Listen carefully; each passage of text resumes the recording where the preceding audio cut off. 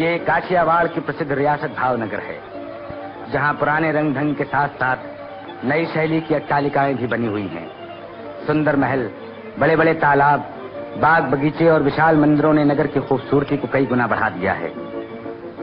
प्रमुख स्थानों पर उन लोगों की मूर्तियां स्थापित हैं जिन्होंने जामनगर का गौरव बढ़ाया है। हिंद सरकार के उप प्रधानमंत्री सरदार पटेल हवाई जहाज से सौराष्ट्र के संयुक्त राज्य की स्थापना के अवसर पर यहाँ आ रहे हैं। सरदार पटेल 11:30 बजे हवाई जहाज से जामनगर पहुंचे।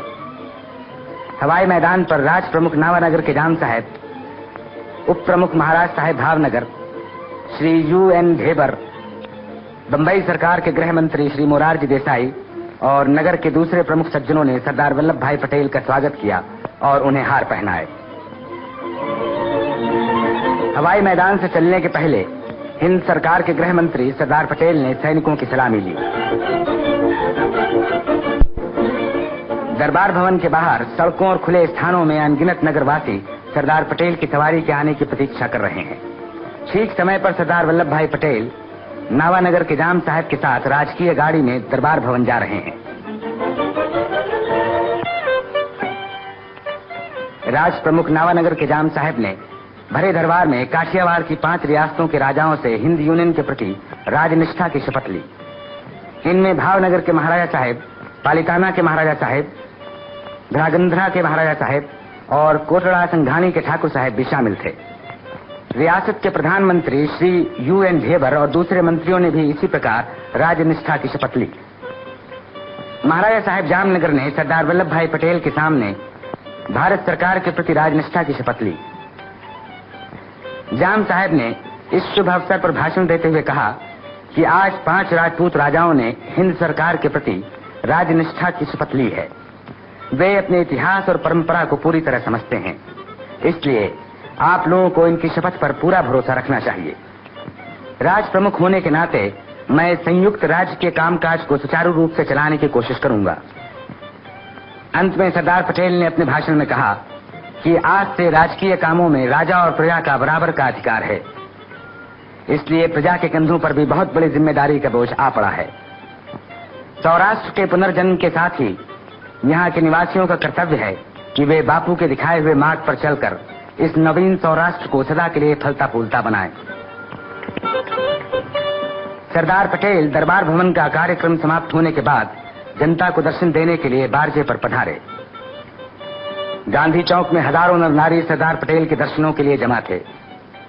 उस समय जनता के सामने भाषण में सरदार पटेल ने राजा और प्रजा के नए संबंध पर बोलते हुए कहा कि आज से प्रजा पर जिम्मेदारी का बोझ जो आया है, उसे पूरी तरह सफल बनाने के लिए आप लोग बापू के उपदेशों को हमेशा अपने सामने रखें।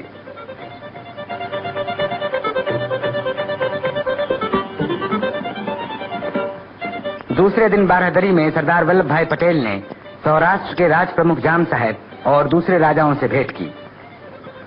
इस अवसर पर वहां के प्रतिष्ठित लोग भी उपस्थित थे। अंत में सरदार पटेल और राज प्रमुख दरबार भवन में पधारे, जहां नगर के प्रमुख निवासियों ने नावानगर के जाम साहब को एक सुंदर मंजूषा भेंट किया। जाम साहब ने नगरवासियों के प्रेम और श्रद्धा के लिए उन्हें धन्यवाद दिया। सरदार पटेल ने इस अवसर पर भाषण देते हुए कहा कि मैंने बापू की दी हुई शिक्षा के अनुसार, अर्थात प्रेम और आपस के मिलाप के आधार पर चलना सीखा है। राज प्रमुख नावानगर के जाम साहब और काठियावाड़ के राजाओं ने भी बापू के बतलाए हुए मार्ग पर चलना स्वीकार किया है। मुझे पूरी आशा है कि एक बार फिर से राजाओं और प्रजा की पंचायतों में वो संबंध स्थापित हो जाएगा जो पुराने युग में था।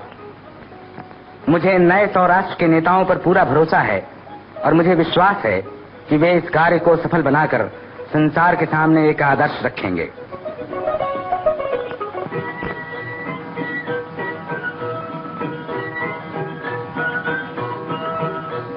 14 मार्च 1948 का दिन भारतीय जहाज बनाने वाले उद्योग धंधों के लिए बहुत महत्वपूर्ण है। हवाई जहाज द्वारा भारत के प्रधानमंत्री इस जलयान को समुद्र में उतारने के लिए विजयपट्टनम पधारे।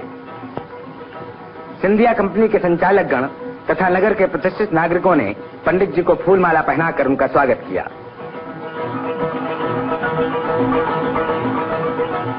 नौसेना की सलामी लेने के बाद पंडित जी सिंधिया स्टीम नेविगेशन कंपनी की ओर चल पड़े। इस कंपनी का बनाया हुआ जलूसा नामक जहाज समुद्र में उतरने की प्रतीक्षा में खड़ा है। इस समारोह को देखने के लिए जनता की बहुत बड़ी भीड़ जमा थी। आज का दिन उन्हें उन प्राचीन भारतीय जहाजों की याद दिला रहा था जिन्होंने दूर दूर के देशों से व्यापार करके प्राचीन भारत को उन्नत और समृद्धशाली बनाया था। पंडित जी श्री वालचंद हीराचंद के साथ जलावतरण विधि को पूरा करने के लिए मंडप में पधारे।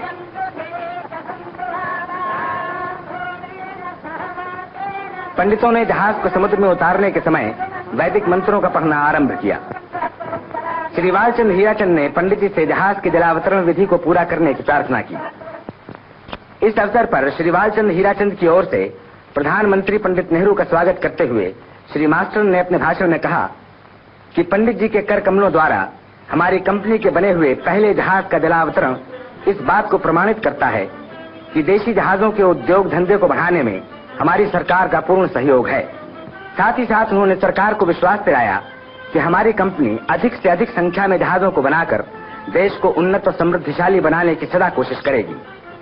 पंडित जी ने अपने कर कमलों द्वारा फूलों को जलयान पर चढ़ा के और नारियल को तोड़ के समुद्र में जहाज उतारने की विधि को पूरा किया।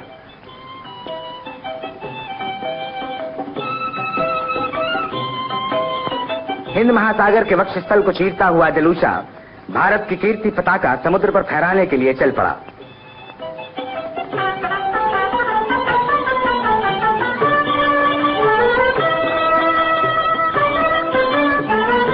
जनता ने जय जयकार के नारे लगा के इस जहाज के प्रति मंगल कामना प्रकट की।